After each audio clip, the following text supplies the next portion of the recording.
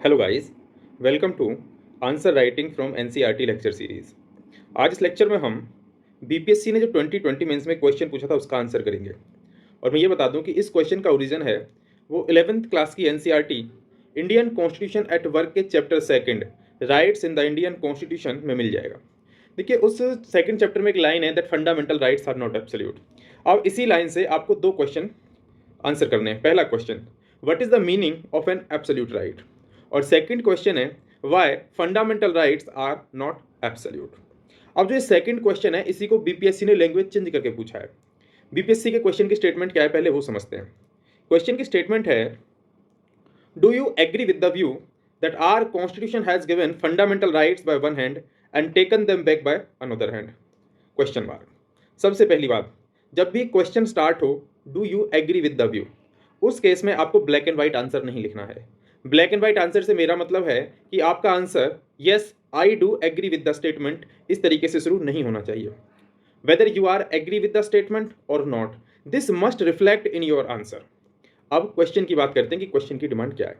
Question कह रहा है, do you agree with the view that our constitution has given fundamental rights by one hand and taken them back by another hand. Constitution has given fundamental rights by one hand means that fundamental rights are incorporated in the Indian Constitution in Part 3rd. And Constitution has taken them back by another hand means fundamental rights are not absolute. These rights can be reasonably restricted by law. So you have to explain this. Now let's start the discussion of our answer. देखो, मैं इस question के answer का श्री गणेश करूँ उससे पहले मैं बता देता हूँ कि 21 मई से एनसीईआरटी बेस्ड फाउंडेशन कोर्स शुरू हो रहा है for and this course will cater all your needs for prelims as well as mains examination from NCERT point of view. अब हम बात करते हैं इस क्वेश्चन के डिस्कशन की।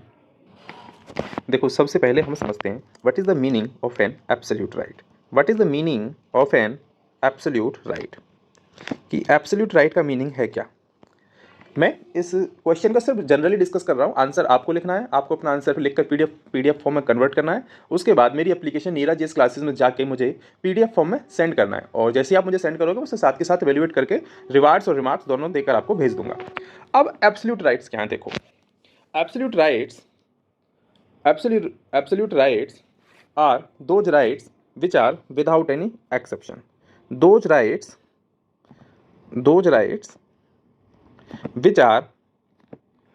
which are without any exception। इसका मतलब क्या हुआ, अब वो भी मैं एक्सप्लेन कर देता हूँ। These rights are without any exception, it means that they cannot be restricted। It means these rights cannot be restricted। For example, rights arising from Article 17 and Article 24, यानी कि आर्टिकल 17 और आर्टिकल 24 से जो rights arise हो रहे हैं वो क्या है, एब्सोल्यूट राइट है। वो राइट किसी भी सिचुएशन में रेस्ट्रिक्ट नहीं किए जा सकते। अब आर्टिकल 17 कौन सा राइट आर्टिकल 17 में? Article 17 speaks about abolition of untouchability, और article 24 speaks about prohibition of employment of children in factories। अब abolition राइट्स का मीनिंग आपको क्लियर हो गया। अब आपको बस ये बताना है whether fundamental rights are absolute और not.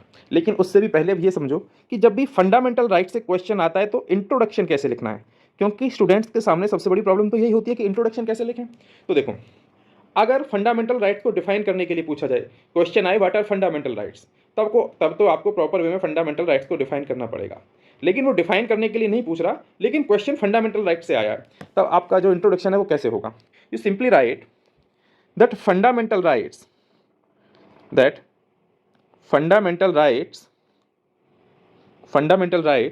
are enumerated in part 3rd of the Constitution, of the Indian Constitution from Article 12 to 35, from Article 12 to 35। ये इंट्रोडक्शन हो गया। अब क्वेश्चन पूछ रहा है, क्वेश्चन क्या पूछ रहा है, whether fundamental rights are absolute और not.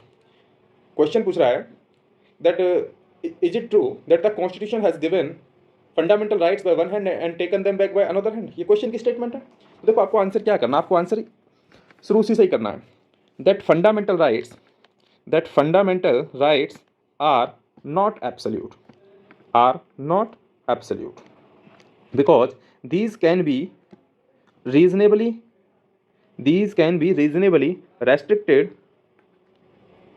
restricted by law. Now you have to give the examples ki how. For example, right to freedom of speech and expression. For example, right to freedom of speech and expression. अच्छा, ये right कौन से article में mention है? It is mention under article 19 clause 1 sub clause A. For example, right to freedom of speech and expression. This right may be reasonably restricted on those 7 grounds which are mentioned in article 19 clause 2। और वो 7 grounds कौन कौन से हैं? देखो मैं लिख देता हूँ वो grounds कौन कौन से हैं। पहला तो है unity and integrity of India, unity and integrity of India, unity and integrity of India. देखो इसमें से आपके प्रीलिम्स में भी क्वेश्चन पूछा जा सकता है, इसलिए आपको ये ग्राउंड्स पता होने चाहिए कि कौन सा आर्टिकल किस ग्राउंड के बेसिस पे रिस्ट्रिक्ट किया जा सकता है। Second is security of the state, second is security of the state. Third is public order, third is public order, third ground is public order. Fourth ground is friendly relations with foreign state, friendly relations, friendly relations with foreign state, friendly relations with foreign state. The fifth ground is morality and decency, morality and decency, morality and decency. The next is contempt of court, contempt of court, contempt of court. And the last is defamation, defamation or incitement to an offense, incitement to an offense. So these are the 7 grounds on the basis of which right to freedom of speech and expression can be reasonably restricted by law. Further, right to freedom of speech and expression कौन से article में mention है? right to freedom of speech and expression, right to freedom of religion, right to freedom of religion, right to freedom of religion कौन से article में mention है? Article 25, article 25। Even this right can be reasonably restricted by law on the basis of 3 grounds. और वो 3 grounds कौन कौन से हैं? पहला है पब्लिक ऑर्डर, पब्लिक ऑर्डर, दूसरा ग्राउंड है मोरालिटी, और तीसरा ग्राउंड है हेल्थ, तीसरा ग्राउंड है health. Further next is similarly Article 33, similarly Article 33, this Article 33 restrict the right of members of armed forces, this Article 33 restrict the rights of members of armed forces, members of armed forces. Similarly Article 34, similarly Article 34, similarly Article 34 allows such restrictions in martial law areas, Article 34 allows such restrictions in martial law areas. Further, earlier there was a fundamental right to property, earlier there was a fundamental right to property। पहले क्या था? Fundamental right to property था, सबने पढ़ा हुआ है, fundamental right to property.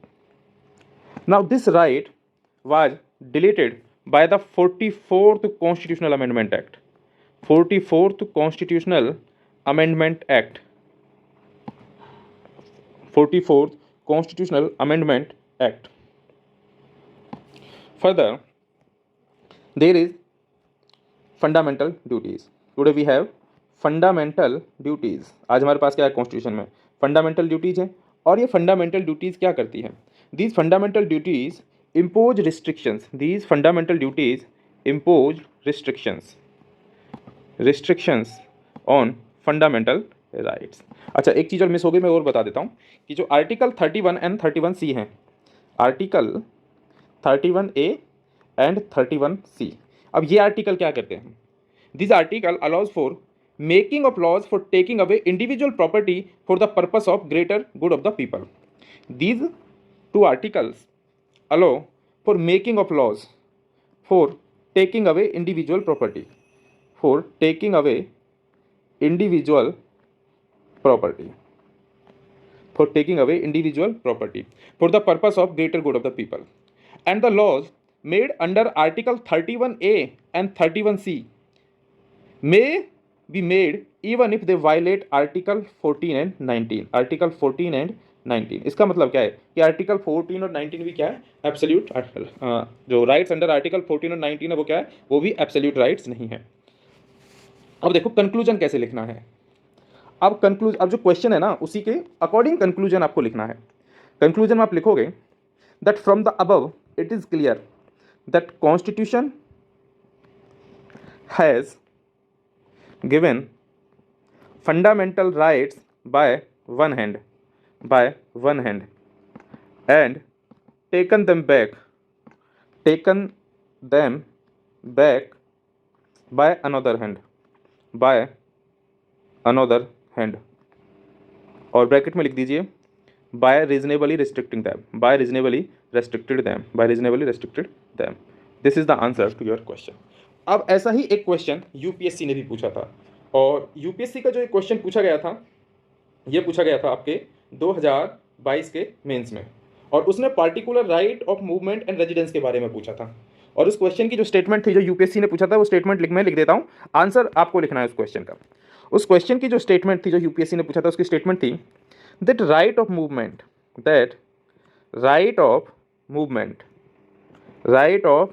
And residence throughout the territory of India, throughout the territory of India are freely available to Indian citizens, but are freely available to